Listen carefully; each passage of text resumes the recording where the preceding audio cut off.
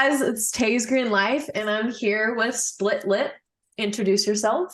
I'm Trey, representing SplitLip today from the 410 Maryland. How's it going? It's going, it's going. Going. So what are we here for? What kind of music do you play? Just chaos, man. Violence. We're there to like pretty much give everybody an outlet for their anger and frustrations in their everyday life. And just come out to a SplitLip show and punch your friends in the face. So you consider, was it like hate music? I think that's Yeah, one of sure. Why not? yeah. We'll say that. One of the categories, yeah. Okay. How's the scene in Maryland? Like, Uh, it was a little lacking there for a while. But there, since then, there's been a great resurgence, especially here on the east side, like near the ocean, the DMV, Delaware, Eastern Shore, Maryland. We've definitely had a huge resurgence. Shout out to Lurking Class Skate Shop for that.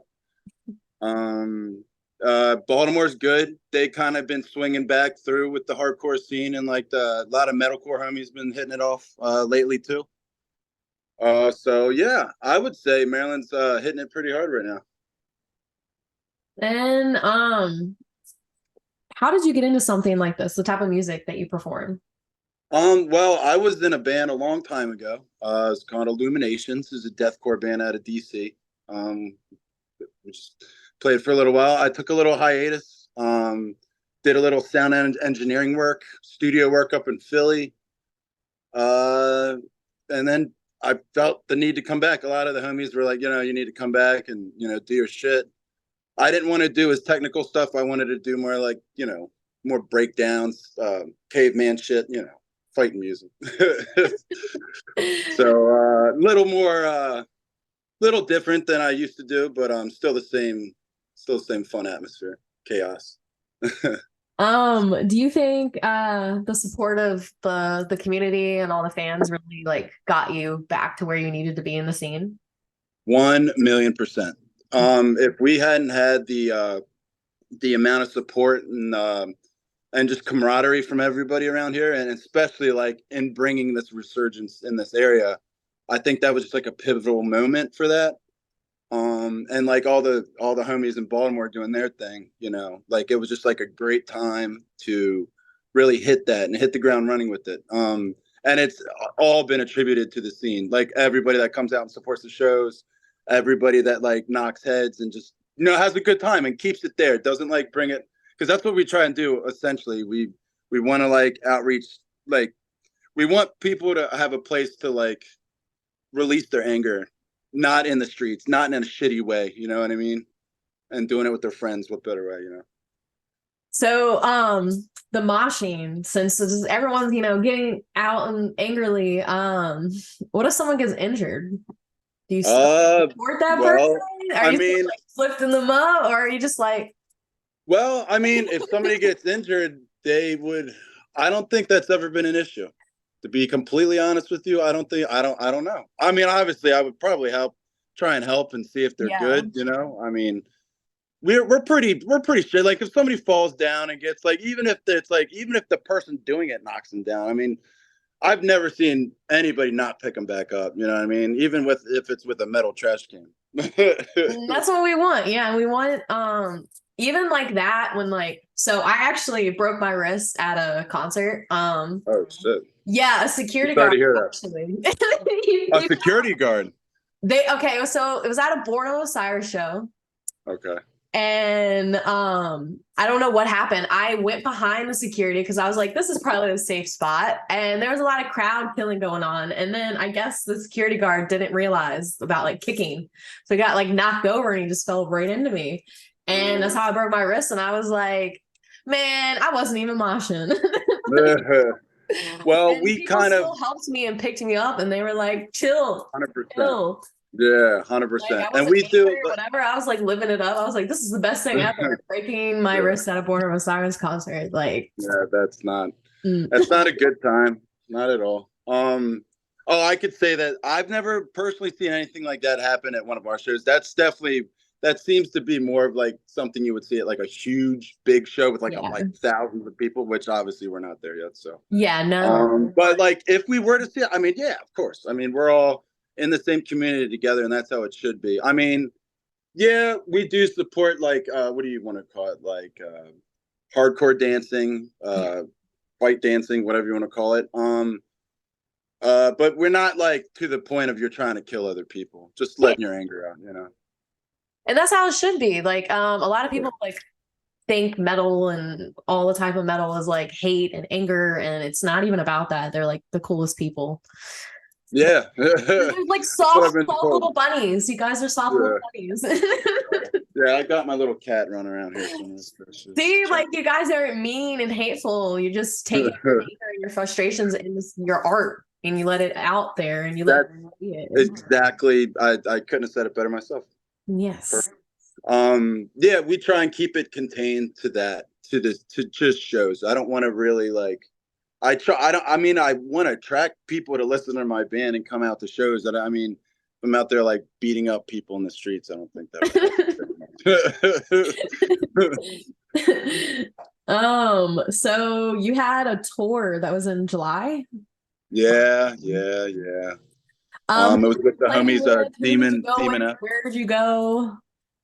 What did you Well, sadly, the tour didn't work out well for us. It was with the homies Demon F, but we had a rental. So apparently there are passenger van like there a recall, excuse me, and there's not many Yeah. around to rent. So when somebody booked our initial date to have the rental van for the tour, they put it for the wrong date. It got mixed up. So when we tried and booked it the day before the tour, they didn't have any in stock because there's a recall. There's like hardly any. There's like, so we reached out. Some homies hit us back, but sadly we weren't able to hit it off in time. And just the trip from Michigan, because that's where our fill-ins were at the time for a drummer and our bassist. Michigan to Alabama was just too great of a distance to cover and try and make up that up for that. You know what I mean? Yeah. So sadly, we weren't. Happened. Yeah. We were all bummed about it. But luckily, we were able to really nail down on this new record we got coming out. Yep. We solidified new members. We have a few more tours in the works that we're talking about doing. So keep a lookout for that. But yeah, sadly, we weren't able to do it. And it was with the homies, Demon F band from Orlando. Much love, big ups. But sadly, Yeah. hopefully we get to do it again sometime. What kind of like advice, like if to other bands? I know that's like a common thing. I see it a lot, like their transportation doesn't work out or a member gets sick. Like, what kind of advice? How do you guys get through that? Come up with an outlet plan, or like a plan B, I should say. Never stop. I mean, like it always goes down to the age-old thing, like never stop grinding, obviously. So like always be on the lookout. And that kind of reigns true. Like I said, ever since the very first band I've ever been in, you got to stay on the lookout. Even if you think you found something or somebody, or I mean, I hate to say it like that, but like it's always good to keep marketing yourself as like a never-ending job, or not a job, but like a never-ending thing. You don't want to end it, because if you like have your sights set on ending, like at that idea, like say for example, like a van. Oh, we found a van. It's done. We end it there. The search is done. We don't have to end anymore, or we don't have to search for it anymore. You don't want. I mean, I just keep grinding, keep looking, never stop. Always be hungry. Yes. Because I actually work a full-time job, and I also do I make like herbal products like soaps and candles Oh and yeah, I stuff. saw that. I'm into that stuff. I love the Pop-ups and That's like cool. selling Yeah. it, and keep I know bands, they don't make enough money to like support something that I'm trying to do. So I can't like ask for that. So I have to find like donations, and I have to make stuff and like t-shirts and stuff like that, and go to like these small business events and like pop up and just sell my items. And that's how I make money for, new equipment and stuff like that.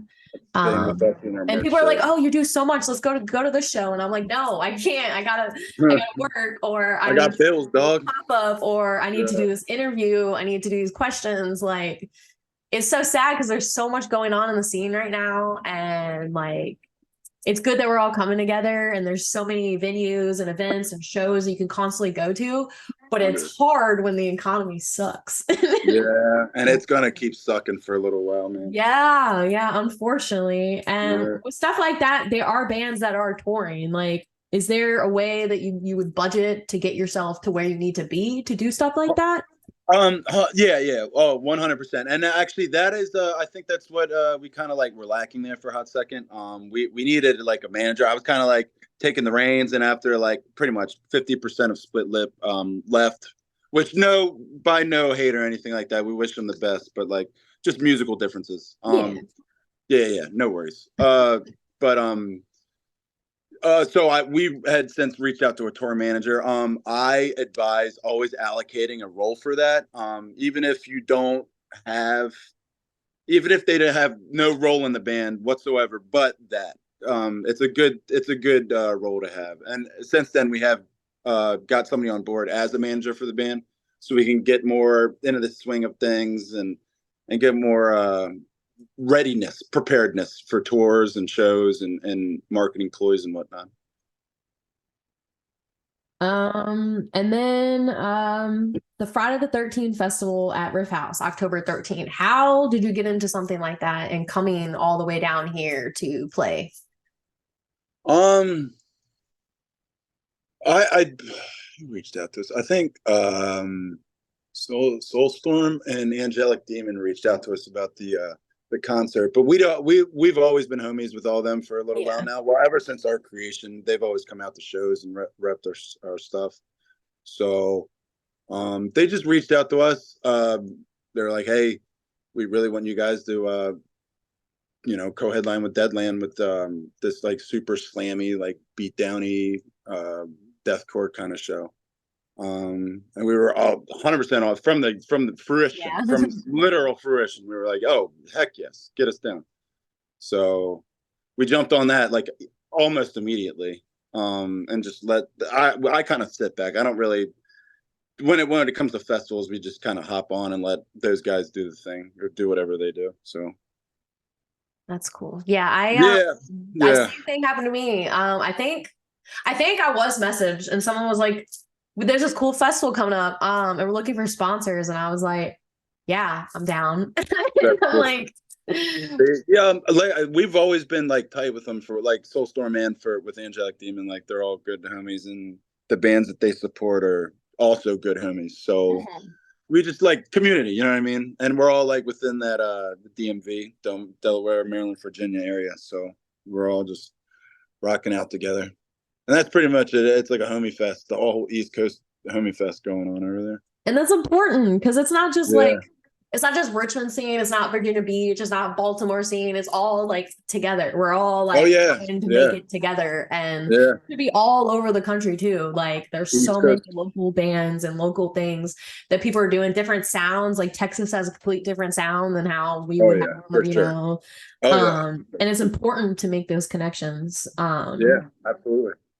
You just had a video, I guess, that came out 8 months ago. I cannot pronounce it. Perturbed violence. Yeah, just means like senseless, like just ridiculous. And yeah, like what was it? The music video, I guess it was like an anime type of video, or I believe it or not, I make all of our anime music videos. All the ones that we've made so far have been done by me. I'm a weeb to the max. I've got like oh man, I mean, what do we got going on over here? But so I like I don't know, I thought it was cool. But we also have Malevolent Media. He's done a lot of our lyric videos and visualizers. Pretty much every one that we've had they've done. So shout out to them also. And the what is the meaning behind it? Like, do you Perturbed violence? Honestly, if kind of just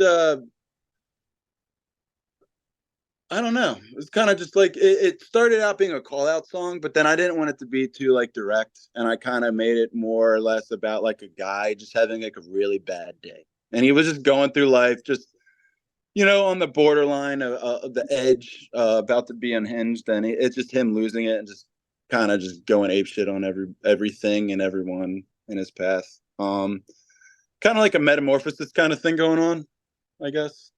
You want to look at it deep like that?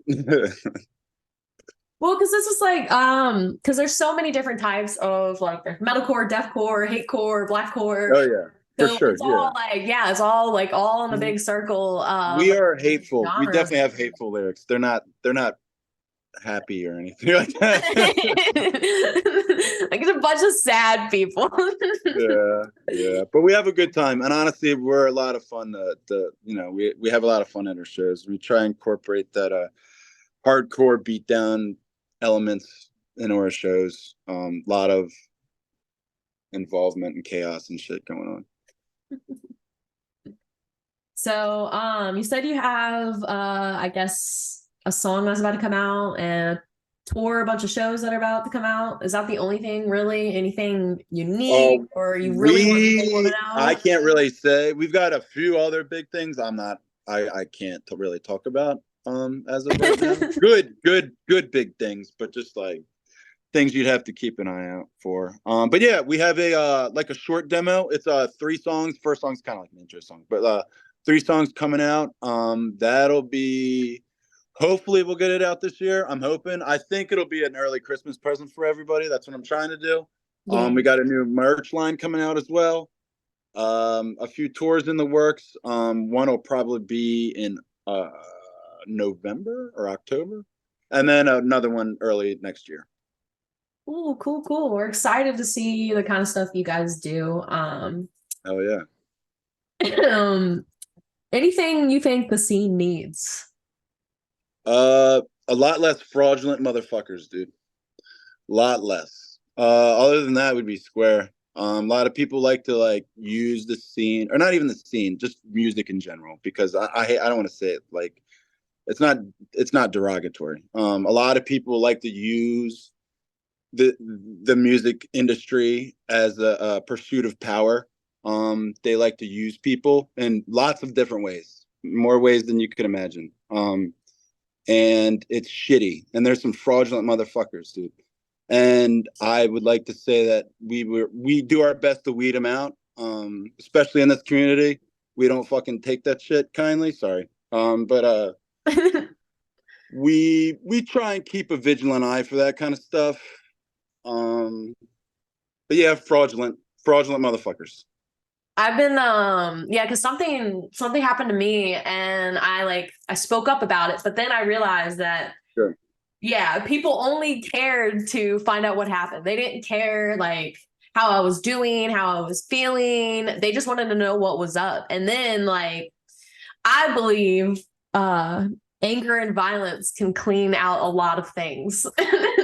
And yeah, and a lot of people But we do. know we need to be good and come together. But I'm like, if someone's being abusive, if someone's sexually assaulting, no.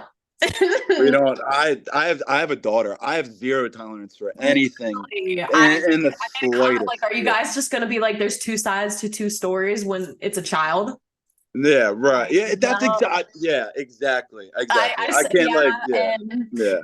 It's disappointing. It makes me not want to like do anything because of like I feel like there are people that it doesn't matter. Like, and Well, don't lose heart, because there are some that do, and I promise you that. There are. The ones that do outweigh the ones that don't. And at the end of the day, that's kind of how I look at it. There's always going to be shitty people everywhere you go. Yes. And for the rest of your life, there's going to be shitty people.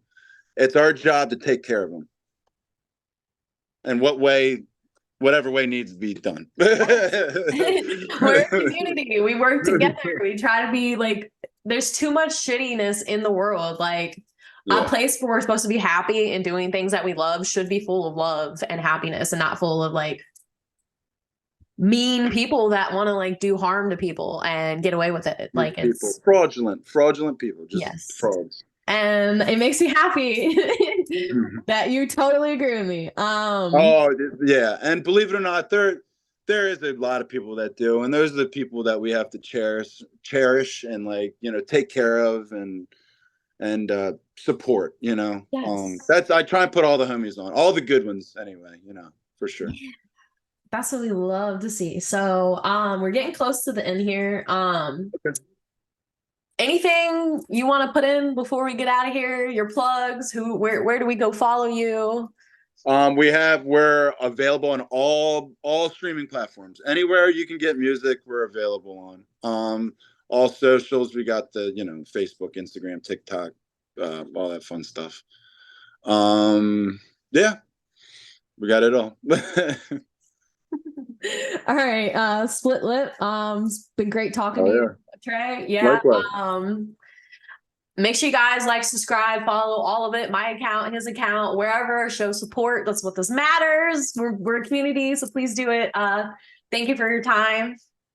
Likewise. Thank you very much for having me.